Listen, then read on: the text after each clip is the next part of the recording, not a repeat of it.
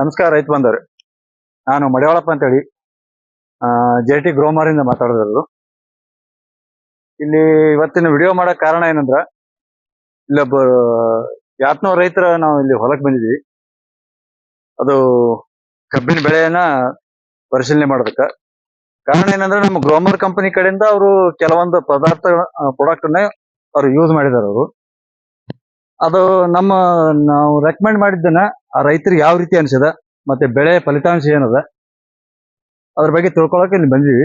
ಆ ರೈತರು ಯಾರಂದ್ರೆ ಯಾತ್ನೂರ್ ರೈತರು ಶಾಂತಪ್ಪ ಮಲಗಣ ಕವಿ ಇದೆ. ಆ ರೈತರು ನಮಸ್ಕಾರ ರೀ. ನಮಸ್ಕಾರ. ತಮ್ಮ ಹೆಸರು? ನಮ್ಮ ಹೆಸರು ಶಾಂತಗೌಡ ಮಲಗಣ. ಶಾಂತಗೌಡ ಮಲಗಣ. ಇದು ಯಾತ್ನೂರು. ಯಾತ್ನೂರ್. ಇದು ಎಷ್ಟು ತಿಂಗಳದ ಬೆಳೆ ಅದ್ರಿ? ಇದು 5 ತಿಂಗಳ 5.5 ತಿಂಗಳು ಬೆಳೆಯೋದು. 5.5 ತಿಂಗಳು ಬೆಳೆಯೋದ್ರಿ. ಜೂನ್ ಜುಲೈದಾಗ ಹೆಚ್ಚು ನಾವು. ಜೂನ್ ಜುಲೈದಾಗ ಹಚ್ಚಿದ್ರಿ. ಜುಲೈದಾಗ ಹೆಚ್ಚು. ಇದಕ್ಕೆ ಏನೇನು ಉಪಯೋಗ ಮಾಡಿದ್ರಿ ನಮ್ ಗ್ರೋಮರ್ ಕಂಪನಿ ಕಡೆಯಿಂದ?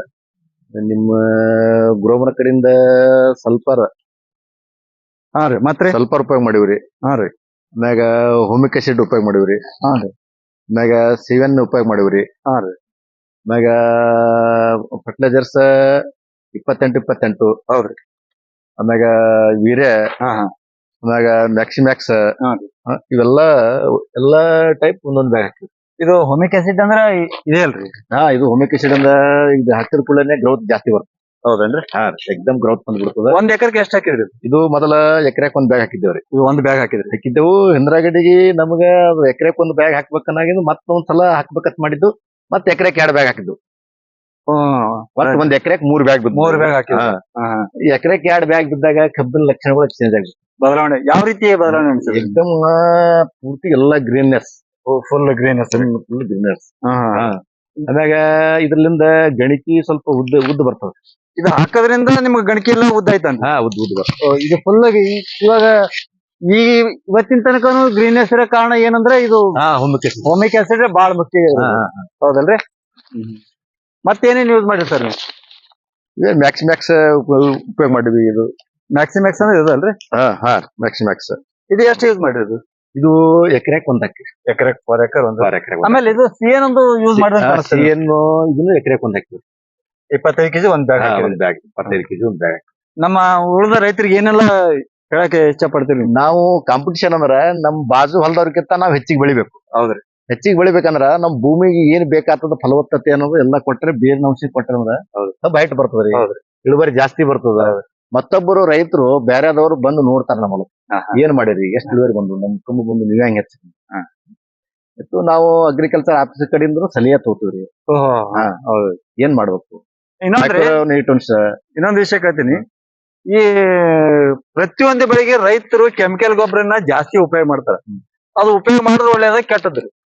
ಇಲ್ರಿ, ಲಿಮಿಟ್ ಅದಕ್ಕೆ ಏನದ ಲಿಮಿಟ್ ಪ್ರಕಾರ ಉಪಯೋಗ ಮಾಡ್ಬೇಕು. ಕೆಮಿಕಲ್ ಗೊಬ್ಬರ ಲಿಮಿಟ್ ಇರ್ತದೆ. ಕೆಮಿಕಲ್ ಗೊಬ್ಬರನ ಕಡಿಮೆ ಮಾಡಿ ಭೂಮಿಗೆ ಯಾವ ಬೇಕಾಗ್ತದ, ಏನ್ ಬೇಕಾದ ಪೋಷಕ, micro nutrients, humic acid, sulphur, zinc, boron, manganese, CN.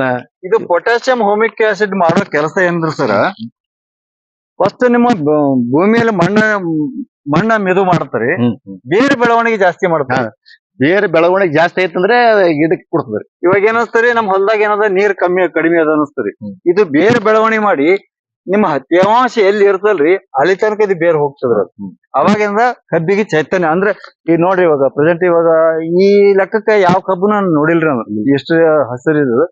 ಮತ್ತ 5.5 ತಿಂಗಳು ಬೆಳೆ ಅಂತ ಹೇಳ್ತಾರೆ. ಎಷ್ಟು ಗಣಿಕೆ ಇರ್ಬೋದು ಅಂದಾಜು? ಈಗ 12ರಿಂದ 21 ಗಣಿಕೆ ತಕ್ಕ ಕಬ್ಬದ. 12ರಿಂದ 21 ಎಣಸಿನ್ರಿ ಎಲ್ಲ.